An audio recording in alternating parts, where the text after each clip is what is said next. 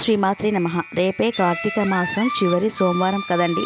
మనము ఇన్ని రోజులు నెలంతా చేసినా చేయకపోయినా ఆఖరి సోమవారం రోజైతే బ్రహ్మ విష్ణు మహేశ్వరుల అనుగ్రహంతో పాటు లక్ష్మీ కటాక్షం మనకి కలగాలి అంటే ఇలా పరమేశ్వరుని ముందు సోమవారం రోజు నారికేల దీపాన్ని ఉదయం కానీ లేదంటే ప్రదోషకాలం సాయంత్రం పూట ఇంట్లో అయినా లేదంటే గుళ్ళో అయినా కూడా పర్వాలేదన్నమాట అండి.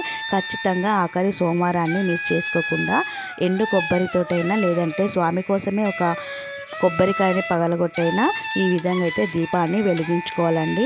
తమలపాకులతో ఇలా అలంకరించుకొని అందులో బియ్యం పోసుకొని కొంచెం పసుపుతోటి కుంకుమతో ముగ్గు వేసుకున్న తర్వాత నాలికేరాన్ని కూడా గంధం బొట్లతో కుంకుమ బొట్లతో అలంకరించుకొని 3 ఒత్తులు, ఒక్కొక్క ఒత్తులో 2 ఒత్తులు అనేది చెప్పి 3 ఒత్తులు ఈ విధంగా వేసి స్వామి ముందు దీపాన్ని వెలిగించుకోవాలి.